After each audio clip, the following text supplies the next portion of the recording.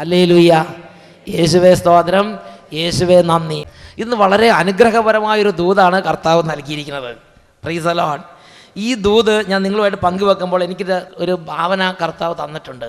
ഇത് കേൾക്കുന്ന എല്ലാവരുടെയും വീട്ടിൽ ഇന്നല്ലെങ്കിൽ നാളെ വലിയ സമൃദ്ധി കർത്താവ് തരും, തകർച്ച കർത്താവ് എടുത്തു മാറ്റും. Price the Lord. ഇത് എനിക്ക് കിട്ടിയിരിക്കുന്നത് നിയമാവർത്തന പുസ്തകം 28-ാം അധ്യായത്തിലെ 13-ാമത്തെ തിരുലിഖിതത്തിൽ നിന്നാണ്. അതെനിക്ക് ഒരിക്കലും മറക്കാൻ പറ്റാത്ത വചനമാണ്.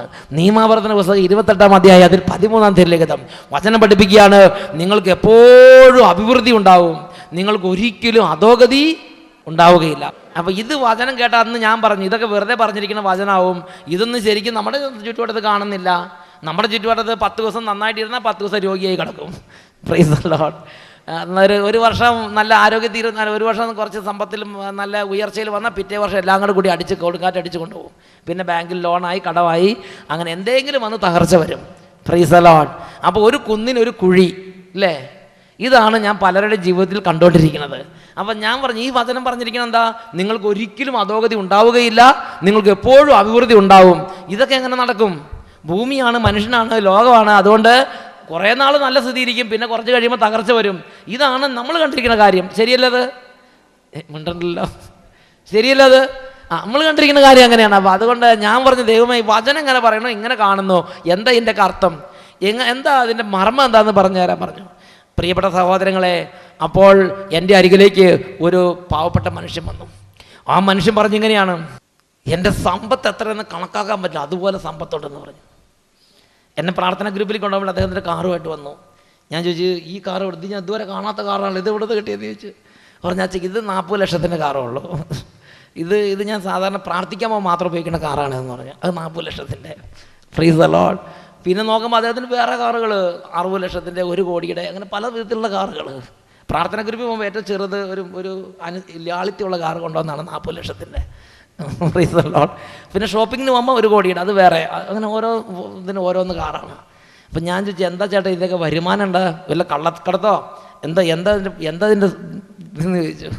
അപ്പോഴാണ് ചേട്ടൻ പറയണത്, അച്ഛാ ഞാൻ ആ കേരളത്തിൽ കൂടെ തെക്കും വടക്കും ഈ പോളിടെക്നിക്ക് എന്തോ പഠിച്ചിട്ട് എന്തോ ഒരു എഞ്ചിനീയറിങ്ങിൻ്റെ ഏതോ ഡിവിഷനാണ്, ഡിപ്പാർട്ട്മെൻറ്റാണ് പോളിടെക്നിക്ക് എന്ന് പറഞ്ഞാൽ സിവിലോ അങ്ങനെ എന്തോ പഠിച്ചിട്ട് ഇതിനെ ഒരു സർട്ടിഫിക്കറ്റും പഠിച്ചു ഇങ്ങനെ ഈ തൃശ്ശൂർ രാജ്യത്തൂടെ അങ്ങോട്ടും ഇങ്ങോട്ടും തലങ്ങും വിലക്കും നടക്കുകയായിരുന്നു. ഒരു മേൽഗതി ഇല്ലാതെ ഇങ്ങനെ നടക്കുകയാണ്. ഇടയ്ക്കിടയ്ക്ക് കൂട്ടുകാരുടെ കൂടെ പുക വലിക്കുക.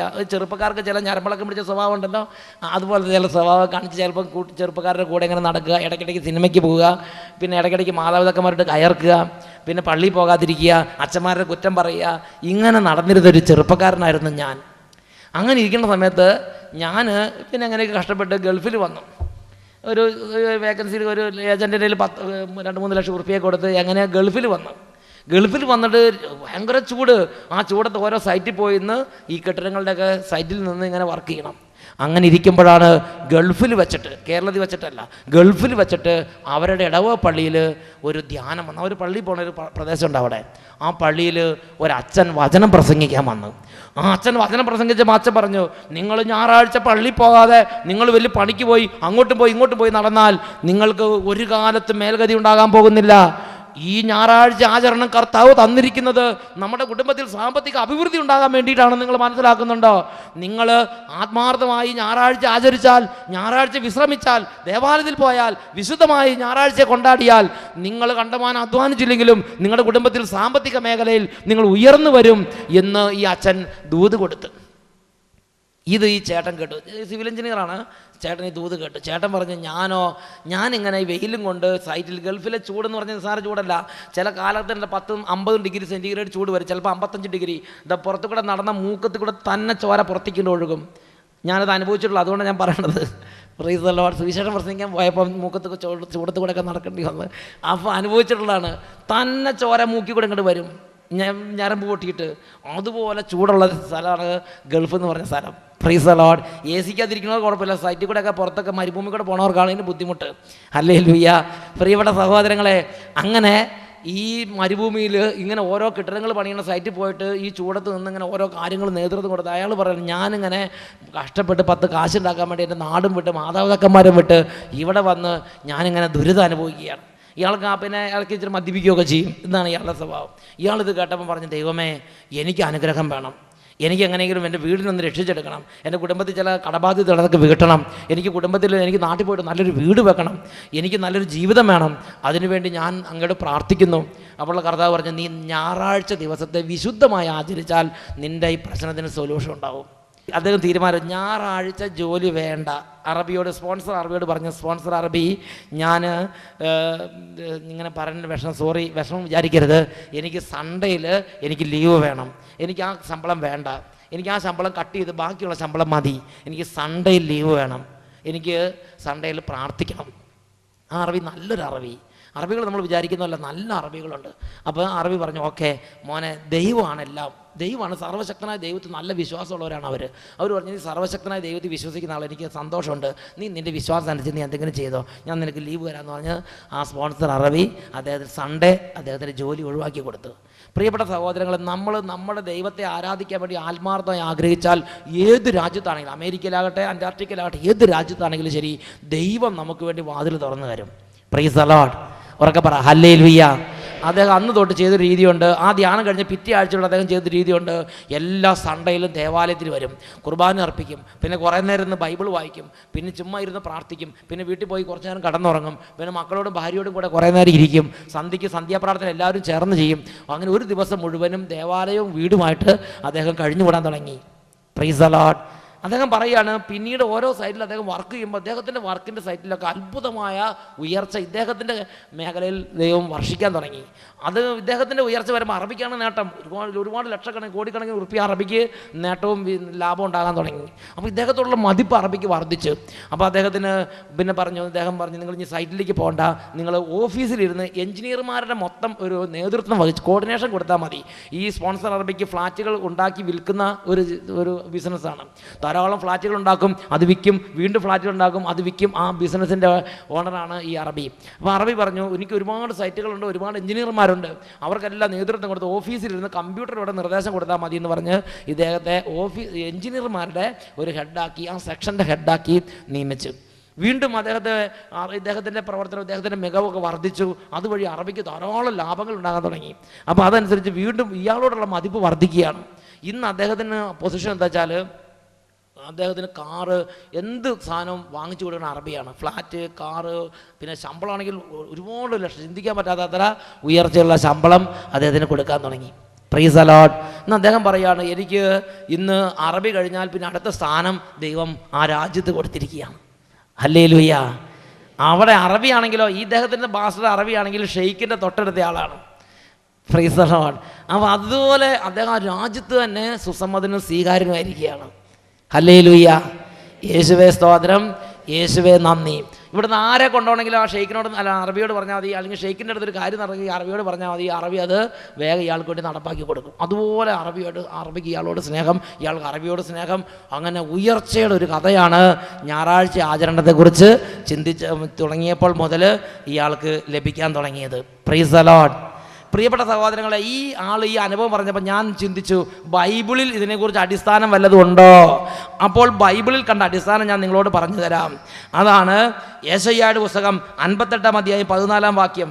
അപ്പോൾ നീ കർത്താവിൽ ആനന്ദം കണ്ടെത്തും, ലോകത്തിലെ ഉന്നത സ്ഥാനങ്ങളിലൂടെ നിന്നെ കർത്താവ് സവാരി ചെയ്യിക്കും, നിന്റെ പിതാവായ യാക്കോബിൻ്റെ ഓഹരി കൊണ്ട് നിന്നെ ഞാൻ പരിപാലിക്കും. കർത്താവാണ് ഇത് അരുളി ചെയ്തിരിക്കുന്നത്. നിന്നെ ലോകത്തിലെ ഉന്നത സ്ഥാനങ്ങളിലൂടെ സവാരി ചെയ്യാൻ കർത്താവിന് ആഗ്രഹമുണ്ട്. നീ ചെറിയ തുക്കട 3000 ഉറുപ്പിക ശമ്പളമുള്ള ജോലിയായിട്ട് ഇരിക്കാനല്ല കർത്താവ് ആഗ്രഹിക്കുന്നത്. നീ അവിടെ ഇവിടെ പോയിട്ട്, ചേട്ടാ ഒരു 5 ലക്ഷം ലോൺ, ബാങ്കിൽ പോയിട്ട് ദേ സാറേ ഒരു 10 ലക്ഷം ലോൺ, ഇങ്ങനെ നീ അവിടെ ഇവിടെ പോയി കൈനീട്ടി നിൽക്കേണ്ടവനല്ല. നീ ഈ ഭൂമിയിൽ ഉന്നത സ്ഥാനങ്ങളിലൂടെ സവാരി ചെയ്യണമെന്ന് നിന്റെ ദൈവമായ കർത്താവ് ആഗ്രഹിക്കുന്നുണ്ട്. നിനക്ക് നല്ല സ്ഥിതി ഉണ്ടാകണമെന്നും നീ നല്ല സ്ഥിതിയിലായിരിക്കുന്നതിൽ ദൈവത്തിന് സന്തോഷമുണ്ടെന്നും വിശുദ്ധ ലിഖിതം പഠിപ്പിക്കുന്നുണ്ട്. 35-ാം സങ്കീർത്തനത്തിൽ 27-ാമത്തെ വാക്യത്തിൽ പഠിപ്പിക്കുകയാണ്, തൻ്റെ ദാസൻ്റെ ശ്രേയസ്സിൽ കർത്താവ് സന്തോഷിക്കുന്നു. തൻ്റെ ദാസന് ശ്രേയസ് ഉണ്ടാകാൻ വേണ്ടി തൻ്റെ ദാസനോട് കർത്താവ് എന്താ പറഞ്ഞിരിക്കുന്നത്? നീ തലകുത്തി മറിഞ്ഞ് പണിയെടുക്കുക, ഞായറാഴ്ച പോയി നീ ഓവർ ഡ്യൂട്ടി ചെയ്ത് പണിയെടുക്കുക, ഇതാണ് പറഞ്ഞിരിക്കുന്നത്. UK-ലും മറ്റ് അമേരിക്ക രാജ്യങ്ങളിലൊക്കെ ചെന്നാൽ സൺഡേ വർക്ക് ചെയ്താൽ ഇരട്ടി ഡ്യൂട്ടി, ഇരട്ടി പൗണ്ട് കിട്ടുമെന്ന് കേട്ടിട്ടുണ്ട്. സാധാരണ 100 പൗണ്ടാണെങ്കിൽ അന്ന് 200 പൗണ്ട് കൂലി കിട്ടും. അപ്പോൾ ഞായറാഴ്ച പണിയെടുക്കാൻ വേണ്ടി ഒരുപാട് പേര് പരക്കം പായാണ്. ഹല്ലേലൂയ. പ്രിയപ്പെട്ട സഹോദരങ്ങളെ, അപ്പോൾ അങ്ങനെ നീ അങ്ങനെ ഓവർ വർക്ക് ചെയ്ത് അങ്ങനെ കണ്ടമാനം ഡ്യൂട്ടി ചെയ്ത് പൗണ്ട് കൂട്ടാൻ വേണ്ടിയിട്ടാണ് നിന്നെ കർത്താവ് ഭൂമിയിലേക്ക് വിട്ടിരിക്കുന്നത്. അങ്ങനെയല്ല ഒരു ക്രിസ്തീയ പൈതലിന് പൗണ്ട് ഉണ്ടാകേണ്ടത്. Price the Lord. ഒരു ക്രിസ്തീയ പൈതലിന് ആത്മീയ അഭിവൃദ്ധിയോ അല്ല തന്നെ ഭൗതിക അഭിവൃദ്ധിയും കർത്താവ് അതിൽ സന്തോഷിക്കുന്നുണ്ട്. അതിനുവേണ്ടി കർത്താവ് നൽകിയിരിക്കുന്ന മാർഗം എന്താ? നീ ചത്ത് പണിയെടുക്കണം എന്നുള്ളതല്ല. കർത്താവ് നൽകിയിരിക്കുന്ന ഒരു മാർഗമാണ്, നീ കർത്താവിൻ്റെ ദിവസത്തെ വിശുദ്ധമായി ആചരിക്കണം. Price the Lord. ഹല്ലേലൂയ. എങ്ങനെയാണ് കർത്താവിൻ്റെ ദിവസത്തെ വിശുദ്ധമായി ആചരിക്കേണ്ടത്? ഇന്ന് നമ്മൾ പലരും കർത്താവിൻ്റെ ദിവസത്തെ വിശുദ്ധമായി ആചരിക്കുന്നുണ്ട്. എങ്ങനെയാണെന്നറിയോ? അവനവന് തോന്നിയ വിധത്തിൽ അവനവന് തോന്നിയ പോലെ ഞായറാഴ്ച ചെയ്യും. ശരിയല്ലേ? ഒരു ദിവസം ഞാൻ എൻ്റെ വീട്ടിൽ ചെന്നത് എൻ്റെ അനിയൻ അവിടെ കിടന്ന് വിലസുകയാണ്. ഞായറാഴ്ചയാണ് ഞാൻ ചെന്നത്. ഞാൻ ചോദിച്ചു, ഇന്ന് ഞായറാഴ്ചയല്ല, നീ പള്ളിയിൽ പോയില്ലെന്ന് ചോദിച്ചു. എനിക്ക് എൻ്റെ അനിയൻ്റെ മേലെ ഒരു പ്രത്യേക ഒരു ശ്രദ്ധയുണ്ട്. നീ പള്ളിയിൽ പോയില്ലെന്ന് ചോദിച്ചു. അപ്പോൾ അവൻ പറയാണ്, വൈകുന്നേരം കുർബാനയുണ്ട്, അന്നേരം പോകണം. ഞാൻ ചോദിച്ചു, നിൻ്റെ ഇടവപ്പള്ളി വൈകുന്നേരം കുർബാനയ്ക്ക് പോയി നീ രാവിലെ ഇവിടെ കിടന്ന് തലങ്ങും വിലങ്ങും ഓടുകയും ചെയ്യുന്നു. നീ ഈ ഞായറാഴ്ച നിങ്ങൾ അങ്ങോട്ട് ഇങ്ങോട്ട് ഓടാൻ നിന്നെ ആരാ അനുവദിച്ചിരിക്കുന്നത്? അപ്പോൾ അവൻ പറയും, വൈകുന്നേരം കുർബാനയ്ക്ക് പോയാൽ പോരെ. അപ്പോൾ അവൻ്റെ ധാരണ എന്താ?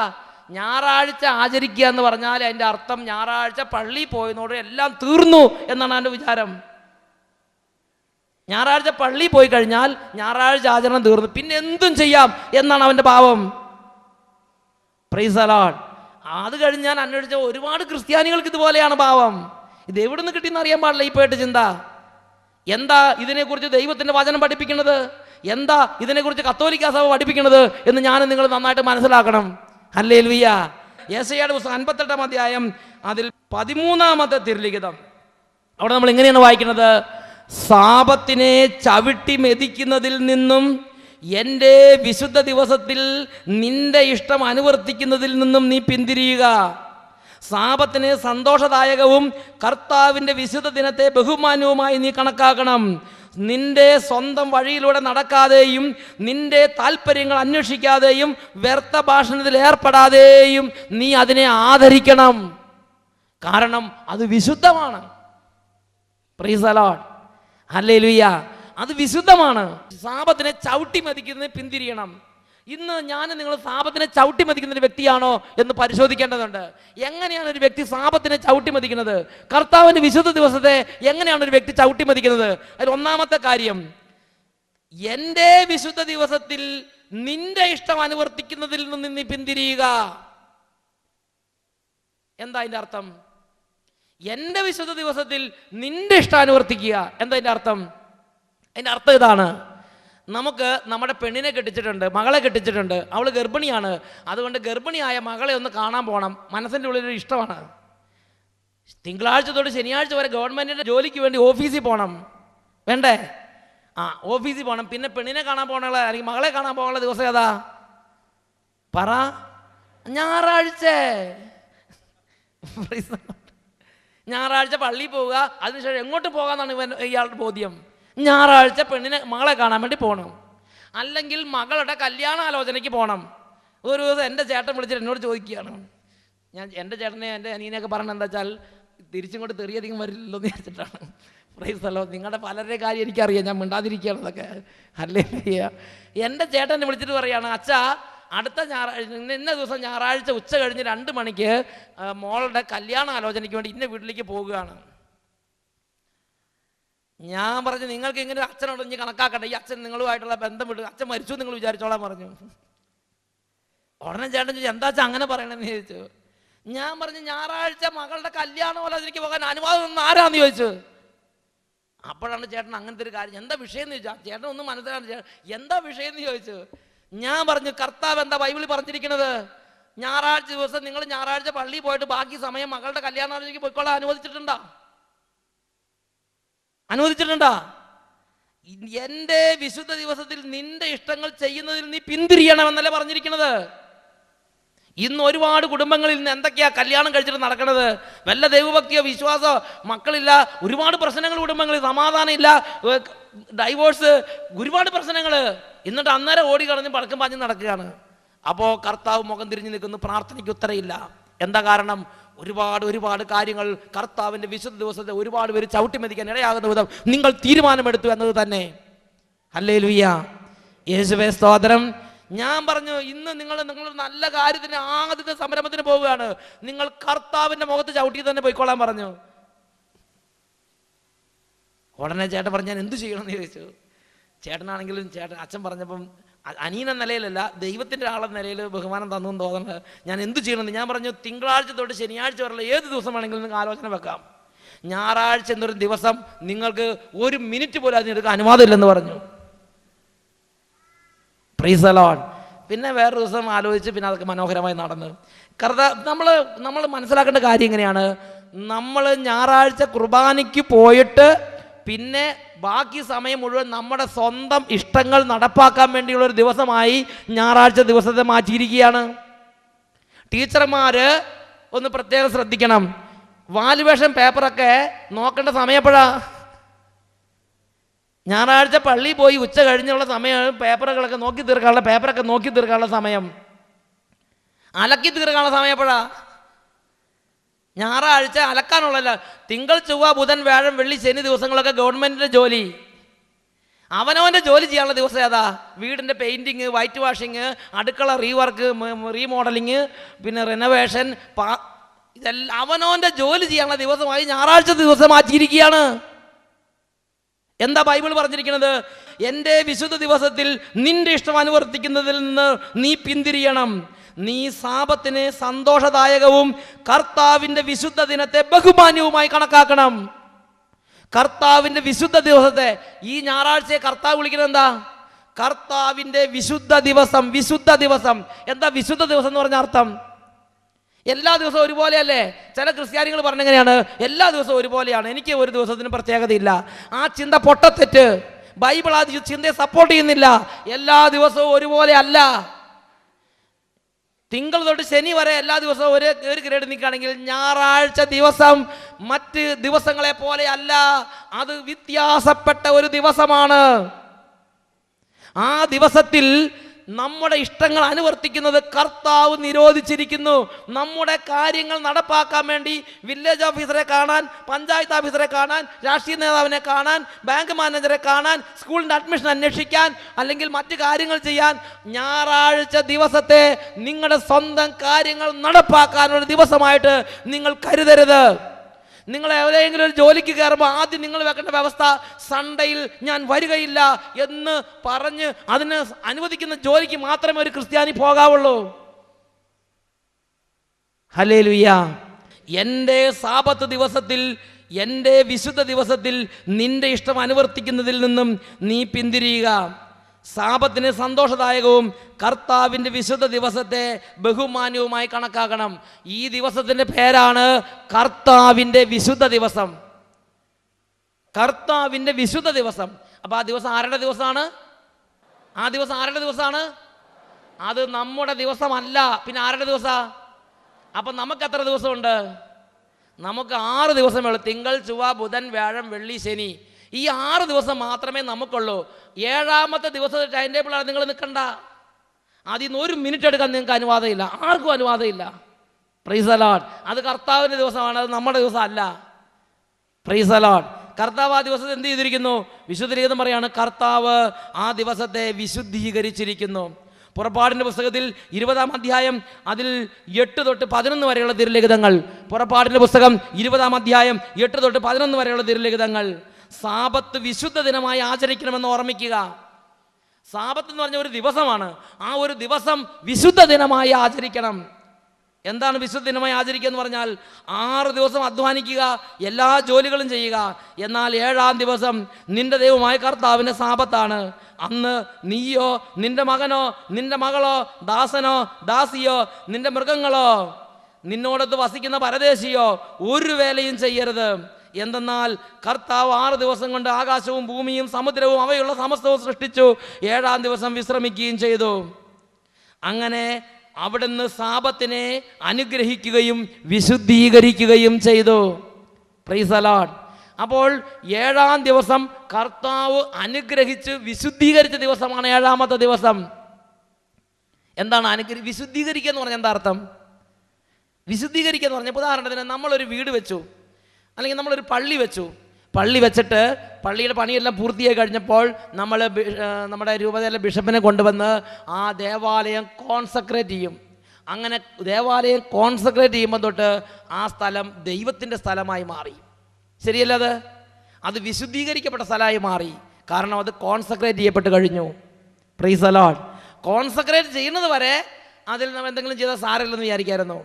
എന്നാൽ കോൺസെക്രേറ്റ് ചെയ്ത് കഴിയുമ്പോൾ മുതൽ അത് ദൈവത്തിൻ്റെ സ്ഥലമായി. പിന്നെ അവിടെ നമ്മുടെ ഇഷ്ടമനുസരിച്ച് ഒന്നും ചെയ്യാൻ പാടില്ല. ശരിയല്ലത്? പിന്നെ നമുക്ക് ഇഷ്ടം അനുസരിച്ച് ഒന്നും ചെയ്യാൻ പാടില്ല. അത് ദൈവത്തിൻ്റെ സ്ഥലമാണ്. ദൈവികമായ കാര്യങ്ങൾ മാത്രമേ ചെയ്യാൻ പാടുള്ളൂ. ഇതുപോലെ ഈ 7 ദിവസത്തിൽ 6 ദിവസം നമുക്ക് തന്നു. ഒരു ദിവസം ദൈവം വിശുദ്ധീകരിച്ച്, നമ്മൾ പള്ളീനെ കോൺസെക്രേറ്റ് ചെയ്തിട്ട് ദൈവത്തിന് വേണ്ടി മാറ്റി നിർത്തിയിരിക്കുന്നത് പോലെ ഒരു ദിവസം, ആഴ്ചയിലെ ഒരു ദിവസത്തെ ദൈവം വിശുദ്ധീകരിച്ചിട്ട് ദൈവത്തിൻ്റെ ദിവസമാക്കി. ഇനി നമ്മൾ അതിനകത്ത് കയറി എടുത്ത് കൈകാര്യം ചെയ്യാൻ അനുവാദമില്ല. Praise the Lord. അത് കർത്താവ് വിശുദ്ധീകരിച്ച ദിവസമാണ്. അത് കർത്താവിൻ്റെ ദിവസമാണ്. അത് നമ്മുടെ ദിവസമല്ല. Praise the Lord. ഞാനൊരു സംഭവം ഓർമ്മിക്കുകയാണ്. ഇവിടെ ഒരു ചേടത്തി വന്നു. ആ ചേടത്തി വന്ന് 2 കൈയും തല വെച്ചിട്ട് പൊട്ടിക്കറിഞ്ഞു. അയ്യോ അച്ഛാ, ഈ ദൈവം ഞങ്ങളോട് എന്താ ഇങ്ങനെ ചെയ്യണത്? ഞങ്ങൾ എന്ത് തെറ്റാ ചെയ്തത് എന്ന് ചോദിച്ച് എൻ്റെ നേരെ ആക്രോശിക്കുക. ഞാൻ പറഞ്ഞു, ചേടത്തിൻ്റെ ശൗര്യം എൻ്റെ നേരെ അല്ല കാണിക്കേണ്ടത്. ചേടത്തി എന്താ ഈ കറന്ന് കാണിക്കണമെന്ന് ചോദിച്ചു. ചേടത്തി ആരെയും കണ്ട് സഹിക്കാൻ പറ്റുക അച്ഛാ ഇതെന്ന് ചോദിച്ചിട്ട് കരയുകയാണ്. ഞാൻ എന്താ വിഷയം പറ ചേടത്തി എന്ന് പറഞ്ഞു. അപ്പോഴാണ് ചേടത്തി പറഞ്ഞത്, എൻ്റെ മകൻ കോയമ്പത്തൂർ ഗംഗാ ഹോസ്പിറ്റലിൽ കിടക്കുക എന്ന് പറഞ്ഞു. കൈയും കാലെല്ലാം കൂടെ ഒടിഞ്ഞു തുറങ്ങി പല കഷ്ണങ്ങളായിട്ട് ഗംഗാ ഹോസ്പിറ്റലിൽ കിടക്കുകയാണ്. എൻ്റെ ഭർത്താവ് വിഷം കഴിച്ചിട്ട് വേറെ ഹോസ്പിറ്റലിൽ കിടക്കുകയാണ്. വേറെ ഹോസ്പിറ്റലിൽ വരുന്നത് അവിടെ കിടക്കുകയാണ്. ഞാൻ എന്ത് ചെയ്യും അച്ഛാ? ഞങ്ങളുടെ വാഴ എല്ലാം കൂടെ കൂടി തകർന്ന് തരിപ്പണ, എല്ലാം നശിച്ച് ഞാനും പോയി തൂങ്ങിച്ചാകുക എന്ന് പറഞ്ഞൊരു ബഹളം കൂട്ടുക. ഞാൻ പറഞ്ഞു, എൻ്റെ ദൈവമേ, ഒരു കുടുംബത്തിന് മാറി മാറി അനർത്ഥം. മകൻ അനർത്ഥം, ഭർത്താവിന് അനർത്ഥം, ഇയാൾക്കും തൂങ്ങിച്ചാകണമെന്ന് തോന്നുക. എല്ലാം കൂടെ കൂടി ഇങ്ങനെ ചെയ്ത് എന്താ സ്ഥിതി? ഞാൻ ഏതായാലും ചേട്ടത്തിന് ഇരുത്തി ആ ഹോളി വാട്ടറൊക്കെ എടുത്ത് തളിച്ചപ്പോൾ അതിനൊരു സുബോധം വന്നു. അങ്ങനെ അവിടെ ഇരുത്തിയിട്ട് ഞാൻ ചോദിച്ചു, എന്താ പ്രശ്നം തുറന്ന് പറയാൻ പറഞ്ഞു. അപ്പോഴാണ് ചേട്ടത്തി പറയണത്, ചാ ഞങ്ങൾ പാവപ്പെട്ട മനുഷ്യന്മാരാച്ചാ, ഞങ്ങൾ പാവപ്പെട്ടവരായതുകൊണ്ട് കുറേ കടമുണ്ട്. ആ കടത്തിൽ നിന്ന് രക്ഷപ്പെടാൻ വേണ്ടിയിട്ട് ഞങ്ങൾ ഒരു ബാങ്കിൽ നിന്ന് ലോൺ എടുത്തു, കുറേ നേന്ത്രവാഴ വെച്ച്. ആ നേന്ത്രവാഴയ്ക്ക് വേണ്ടി അങ്ങനെ ഒത്തിരി കഷ്ടപ്പെട്ട് ഒരുപാട് പണം എടുത്ത് കടമെടുത്ത് പിന്നെ ഞങ്ങളും ചത്ത് പണിയെടുത്ത് അങ്ങനെ നേന്ത്രവാഴകളെല്ലാം കൊലച്ച് വലിയ വലിയ കൊലകളായി. അതെല്ലാം കൂടെ കൂടി കാറ്റത്ത് ഒടിഞ്ഞു പോയി അച്ഛന്ന് പറഞ്ഞു. അതുകൊണ്ട് നിരാശ കൊണ്ട് ആണ് ഇതെല്ലാം സംഭവിച്ചിരിക്കുന്നത്. ബാങ്കിൽ ലോണ് കൂടി, ഒന്നും നീക്കിവാക്കില്ല, നിരാശയും കൂടി. അപ്പോൾ എനിക്ക് സങ്കടമായി. ഇങ്ങനെ ചത്ത് പണിയെടുത്ത മനുഷ്യന്മാരെല്ലാം നശിച്ചു പോവുക. ചുമ്മാ ലാലാപാലി നടക്കുന്നവർക്ക് സമാധാനം, അധ്വാനിക്കുന്നവർക്ക് അവസാനം സങ്കടവും കണ്ണുനീരും കടബാധ്യതയും. അപ്പോൾ അതുകൊണ്ട് ഞാൻ പറഞ്ഞു, ഈ കാലഘട്ടത്തിൽ മനുഷ്യൻ അധ്വാനിക്കാതിരിക്കാനുള്ള ഭംഗി. അധ്വാനിക്കുന്നവർക്ക് കടബാധ്യത, നിരാശ, അവസാനം പുരുടാനും. ഞാൻ പറഞ്ഞു, ദൈവം ഇതെന്താ ഇത്?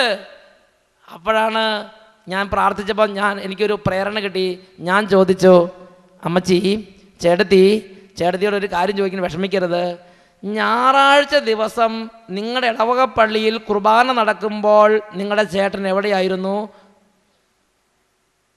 അപ്പോഴാണ് ആ ചേട്ടത്തി പറയണത്, അച്ഛാ എൻ്റെ ചേട്ടൻ അങ്ങനെ ഞായറാഴ്ച ഒന്നും വലിയ വിശ്വാസമൊന്നുമില്ല. എൻ്റെ ചേട്ടൻ അവിടെ കുത്തകയ്ക്ക് സ്ഥലം എടുത്ത് വാഴ വെച്ചിരിക്കുന്നിടത്ത് പോയി മാടമടിച്ച് താമസിക്കാമെന്ന് പറഞ്ഞു. അവിടെയാണെന്ന് പറഞ്ഞു, വാഴത്തോട്ടത്തിലാണെന്ന് പറഞ്ഞു എൻ്റെ ചേട്ടൻ. ഞായറാഴ്ച സീസണൊക്കെ വരുമ്പോൾ കൊമ്പും കോലും കൊടുക്കേണ്ട സമയമുണ്ട്. ആ സമയത്ത് കോല് കൊടുത്തില്ലെങ്കിൽ കാറ്റത്തെല്ലാം ഒടിഞ്ഞു പോകും. അപ്പോൾ ആ സമയത്ത് കോല് കൊടുക്കണം. സീസണിൽ വളമിട്ട് തീർക്കണം. ആ സമയത്ത് വളമിട്ടില്ലെങ്കിൽ വാഴ ശരിയാവില്ല. അപ്പോൾ ഞായറാഴ്ച നോക്കിയിരുന്ന കുടുംബത്തിലെ കാര്യം നടക്കുക വെച്ചാന്ന്.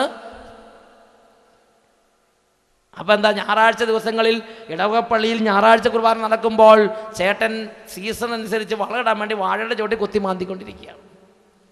ഞായറാഴ്ച ചേട്ടന് പണിയെടുക്കും, ചേട്ടൻ്റെ കൂടെ ഒരുപാട് പേരെയും പണിക്ക് കൂട്ടും. Hallelujah, hallelujah. പ്രിയപ്പെട്ട സഹോദരങ്ങളെ,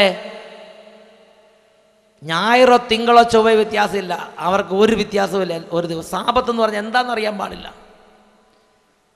അങ്ങനെ ചത്ത് പണിയെടുത്ത് എന്തായി?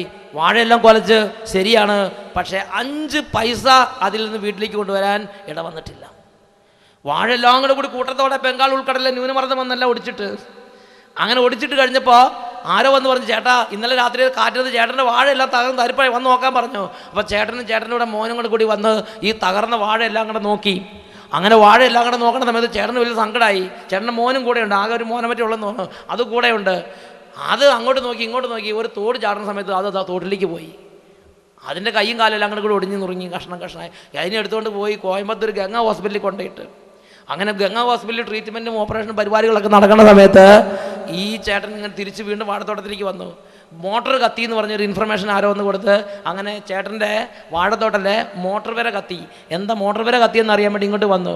മോട്ടർ വരെ കത്തി ഇങ്ങോട്ട് വന്ന് നോക്കുമ്പോൾ എല്ലാം എന്താണെന്ന് അറിയാൻ പാടില്ല, മോട്ടർ വരെ കത്തിപ്പോയി, മോട്ടറും കത്തിപ്പോയി. 10 HP വലിയൊരു മോട്ടർ കത്തിച്ചാ എന്തോ ഇതായി നാശമായിപ്പോയി. ഇതെല്ലാം കൂടി കാട്ടുന്ന നിരാശ, പെട്ടെന്നൊരു അന്ധകാര ചിന്ത വന്നു. അവിടെ വാഴയ്ക്ക് കൊണ്ടുവന്ന് വെച്ചിരുന്ന ഫുരുഡാൻ എന്ന് പറഞ്ഞ സംഗതി ഉണ്ടായിരുന്നു. അതെന്താണെന്ന് ഞാൻ അറിയാത്തവർ അന്വേഷിക്കാനൊന്നും പോകണ്ട. ആ വാഴയ്ക്ക് വെച്ചിരുന്ന എന്താ സാധനമാണ് ഫുരുഡാൻ. അത് കൊടുന്ന് ചേട്ടൻ പറഞ്ഞ്, ഇനിയൊക്കെ ഞാൻ എന്തിനാണ് ജീവിച്ചിരിക്കുന്നത്, കടമായി എല്ലാം ആയി, ഞാനായിട്ട് കുടുംബം നശിപ്പിച്ചെന്ന് പറഞ്ഞ് ഫുരുഡാൻ എടുത്ത് അത് ആവോളം ശരിക്കും കഴിച്ച്. ചിലർ ഇഡ്ഡലി കഴിക്കുന്നു, ചിലർ ചപ്പാത്തി കഴിക്കുന്നു, ചിലർ പൊറോട്ട കഴിക്കുന്നു. ചേട്ടൻ ഫുരുഡാൻ കഴിക്കുന്നു. വിശപ്പടക്കാൻ വേണ്ടിയല്ല, ഒരു തോന്നിയാസം തീർക്കാൻ വേണ്ടിയിട്ട്. Praise the Lord. ഫുരുഡാൻ കഴിച്ചതാ. പിന്നെ ഇതിനെല്ലാം വലിച്ച് വേറൊരു ആശുപത്രി കൊണ്ടുപോയിട്ട് ഈ വാർത്തറിഞ്ഞ് ചേർത്തി മകൻ്റെ അടുത്ത് പോകണം, ഭർത്താവിൻ്റെ അടുത്ത് പോകണം, വാഴത്തോട്ടത്തിൽ പോകണം, വീട്ടിൽ പോകണം, വീട്ടിൽ പശുവൊക്കെ നിൽക്കണം, എവിടെ പോകണം എന്നറിയാം. ചേർത്തി ഇതാ വാ പിടിച്ച് നിലവിളിച്ച് വന്നിരിക്കുകയാണ്. പ്രിയപ്പെട്ട സഹോദരങ്ങളെ, എനിക്കിത് കേട്ടപ്പോൾ സങ്കടമായി. പാവപ്പെട്ട മനുഷ്യന്മാരാണ്. പാവപ്പെട്ടവരോട് അല്ലെങ്കിലും നമ്മൾ എപ്പോഴും ബൈബിൾ പറഞ്ഞിട്ടുണ്ട്, പാവപ്പെട്ടവരോട് ഒരു സഹതാപം വേണം. ഞാനങ്ങനെ ചേട്ടത്തിയോട് സഹതപിച്ചിരിക്കുകയാണ്. അപ്പോൾ ദൈവം പറഞ്ഞു, അങ്ങനെ സഹതപിച്ചിരുന്നിട്ട് കാര്യമില്ല. ജെറമ്യാ പ്രവാചകന്റെ പുസ്തകം 17-ാം അധ്യായത്തിൽ 27-ാമത്തെ വാക്യം ഒന്ന് വായിച്ചു കേൾപ്പിക്കാൻ പറഞ്ഞു. ജെറമ്യാ പ്രവാചകന്റെ പുസ്തകം 17-ാം അധ്യായം 27-ാമത്തെ വാക്യം ഇങ്ങനെ പറയണത്: നിങ്ങൾ എന്നെ അനുസരിച്ച് സാബത്ത് ശുദ്ധമായി ആചരിക്കാതിരിക്കുകയും സാബത്തിൽ ചുമടുമായി ജെറുസലേമിൻ്റെ കവാടങ്ങളിലൂടെ പ്രവേശിക്കുകയും ചെയ്താൽ അതിൻ്റെ കവാടങ്ങൾക്ക് തീ പിടിക്കും, അത് ജെറുസലേമിലെ കൊട്ടാരങ്ങളെ വിഴുങ്ങും, ആരും അത് കെടുത്തുകയില്ല. ആർക്കും കെടുത്താൻ പറ്റാത്തൊരു അഗ്നി സകലതും വിഴുങ്ങിക്കളയും.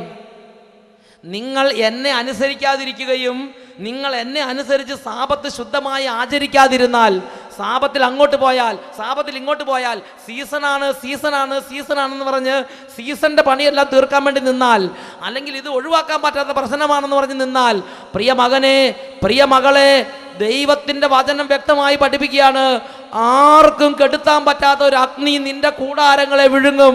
അതിൻ്റെ അഗ്നിയെ ബാങ്കിലെ ലോൺ കൊണ്ടോ, ആശുപത്രിയിൽ ഡോക്ടർമാരുടെ മരുന്ന് കൊണ്ടോ, നാട്ടിലെ നേതാക്കന്മാരുടെ പ്രൊട്ടക്ഷൻ കൊണ്ടോ അതിൻ്റെ അഗ്നി കെടുത്താൻ കഴിയുമെന്ന് ആരും വിചാരിച്ച് വശാകരുത്. ആർക്കും കെടുത്താൻ പറ്റാത്തൊരു അഗ്നി നിന്റെ കൂടാരങ്ങളെ വിഴുങ്ങുമെന്ന് ഇതാ ദൈവത്തിൻ്റെ വചനം ജെറമ്യാ 17:27 രേഖപ്പെടുത്തിയിരിക്കുകയാണ്. ഹല്ലേലൂയ.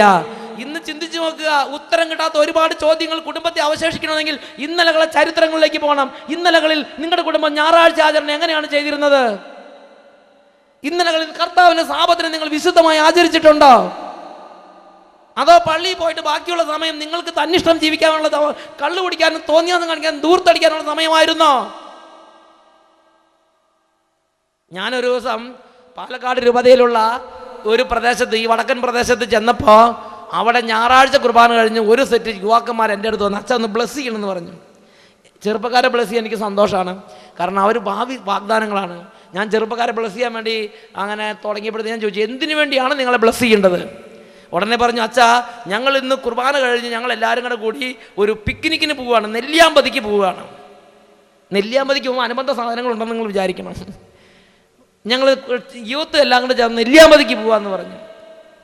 ഞാൻ പറഞ്ഞു, നിങ്ങളെ ബ്ലസ് ചെയ്യുന്നില്ലെന്ന് പറഞ്ഞു ഞാൻ. കാരണം എന്താ? കർത്താവിൻ്റെ എഴുതപ്പെട്ട വചനത്തെ എന്താ പറഞ്ഞ, അന്ന് പിക്നിക് അടിക്കാനുള്ള ദിവസമാണോ? അന്ന് മലമ്പുഴയ്ക്ക് പോകാനും അന്ന് നിങ്ങൾക്ക് നെല്ലിയാമ്പതിക്ക് പോകാനും കുടിക്കാനും കൂത്താടാനുള്ള ദിവസമാണോ? അന്ന് പാർട്ടി കൂടാനുള്ള ദിവസമാണോ? കോയമ്പത്തൂരിൽ നിന്ന് ഒരു ചേട്ടൻ വന്ന് പറഞ്ഞെങ്ങനെയാണ്, ഞങ്ങൾ ലയൺസ് ക്ലബിലെ മെമ്പേഴ്സാണ്, ഞങ്ങൾക്ക് സൺഡേ ആണ് ഞങ്ങളുടെ കൂത്താട്ടങ്ങളെല്ലാം. സൺഡേ അത് വീക്കെൻഡാണ്, അന്നാണ് ഞങ്ങളുടെ ക്ലബ്ബ് കൂടുന്ന ദിവസം. ഇതാണ് കർത്താവ് പറഞ്ഞിരിക്കുന്നത്. ഇതാണ് കർത്താവിൻ്റെ വിശുദ്ധ ദിവസം. ഇതാണ് കർത്താവ് പറഞ്ഞ വിശ്രമം. ഇതാ ദൈവത്തിൻ്റെ വചനത്തിൽ പറയുകയാണ്, നിങ്ങൾ കർത്താവിൻ്റെ വിശുദ്ധ ദിവസത്തെ ചവിട്ടി മതിക്കരുത്. ചവിട്ടി മതിക്കരുത്. എൻ്റെ വിശുദ്ധ ദിവസത്തിൽ നിന്റെ ഇഷ്ടം അനുസരിച്ച് നീ പെരുമാറരുത്. എൻ്റെ വിശുദ്ധ ദിവസത്തിൽ നിന്റെ ഇഷ്ടം അനുവർത്തിക്കുന്ന നീ പിന്തിരിയണം. സാബത്തിനെ സന്തോഷദായകവും കർത്താവിൻ്റെ വിശുദ്ധ ദിനത്തെ ബഹുമാന്യവുമായി കണക്കാക്കണം. നിന്റെ സ്വന്തം വഴികളിലൂടെ അന്ന് പോകരുത്. പിക്നിക്ക്, കുട്ടികളെയും കൂട്ടി മലമ്പഴയ്ക്ക് പോവുക, അന്ന് സിനിമ കാണാൻ പോവുക. നിന്റെ സ്വന്തം വഴികളിലൂടെ നീ അന്ന് നടക്കരുത്. നിന്റെ താല്പര്യങ്ങൾ നീ അന്ന് അന്വേഷിക്കരുത്. നിനക്ക് നിൻ്റെതായ താല്പര്യങ്ങളുണ്ട്. എന്ത്? കുടുംബം എല്ലാം അങ്ങനെ ഒരുമിച്ച് കൂടി ഒരു പിക്നിക്കിന് പോകണം, അല്ലെങ്കിൽ ലയൺസ് ക്ലബ്ബിൽ ഒന്ന് പോകണം. നിന്റെ താല്പര്യമാണ് ലയൺസ് ക്ലബ്ബിൽ ഒന്ന് പോകണം. കർത്താവിൻ്റെ ആത്മാവ് വായിക്കുന്നതെന്ന് വിചാരിക്കണ്ട. അല്ലെങ്കിൽ നിനക്ക് തോന്നുകയാണ് വൈകുന്നേരം തിങ്കൾ തൊട്ട് ശനി വരെ ജോലിക്ക് പോയിരിക്കുകയാണ്. നാട്ടുമ്പുറത്തൊക്കെ ആണെങ്കിൽ നാട്ടുമ്പുറത്തുള്ള ചേട്ടന്മാരെ നാട്ടുമ്പുറത്ത് നിങ്ങൾ എങ്ങനെയാണ് സാബത്ത് ആചരിക്കുന്നത്? അപ്പോൾ പറഞ്ഞു, ഞങ്ങൾ ഞായറാഴ്ച രാവിലെ പള്ളിയിൽ പോകും, പിന്നെ വരും, പിന്നെ ഇതിൽ ഉറങ്ങും, പിന്നെ വൈകുന്നേരം ആകുമ്പം ചായക്കടയിലേക്ക് ഇറങ്ങും, പിന്നെ കുറേ നേരം വർത്താനം പറഞ്ഞിരിക്കും. ഒരു 8 മണി വരെയൊക്കെ വർത്താനം പറഞ്ഞിരുന്ന് എല്ലാവരും കണ്ട് കേട്ട് വർത്താനമൊക്കെ പറഞ്ഞിട്ട് പിന്നെ വീട്ടിലേക്ക് വന്നിട്ട് പിന്നെ ജോലിക്ക് പോകുന്നത്. അങ്ങനെയാണ് ഞായറാഴ്ച സാബത്ത് ആചരിക്കേണ്ടത്? വൈകുന്നേരം ആകുമ്പോൾ കടയിലേക്ക് ഇറങ്ങുക, പിന്നെ സന്ധ്യാപ്രാർത്ഥന പോലും ഇല്ലാതെ ചുമ്മാ വർത്താനം പറഞ്ഞ് ചായക്കടയിൽ പോയിരിക്കുക, കലുങ്ക പോയിരിക്കുക. അതാണ് സാബത്താചരണം. അല്ലെങ്കിൽ ക്ലബ്ബിൽ പോവുക. കോയമ്പത്തൂർ ടൗൺ ആണെങ്കിൽ അവർ ക്ലബ്ബിൽ പോവുക, പാർട്ടി കൂടാൻ പോവുക. ഇതാണ് സാബത്താചരണം. ഇതാ വിശുദ്ധ ലിഖിതത്തിൽ യെശയ്യാ 58-ാം അധ്യായത്തിൽ തുടർന്ന് പഠിപ്പിക്കുകയാണ്. നിന്റെ സ്വന്തം വഴികളിലൂടെ നടക്കാതെയും നിന്റെ താല്പര്യങ്ങൾ അന്വേഷിക്കാതെയും വ്യർത്ഥ ഭാഷണത്തിൽ ഏർപ്പെടാതെയും. അവിടെ ഇവിടെയും പോയിരുന്ന് കൊച്ചു വർത്താനം പറഞ്ഞ് കലുങ്കലിൽ ഇരുന്ന് കടയിലും ഇരുന്ന് അവിടെ ഇരുന്ന് കൊച്ചു വർത്താനം പറഞ്ഞ് നീ വ്യർത്ഥ ഭാഷണത്തിൽ ഏർപ്പെട്ട് പരദൂഷണം പറഞ്ഞ് നാട്ടുകാരുടെ വിശേഷം പറഞ്ഞ് അങ്ങനെ വേസ്റ്റ് ആക്കേണ്ട ഒരു ദിവസമല്ല കർത്താവിൻ്റെ വിശുദ്ധ ദിവസം.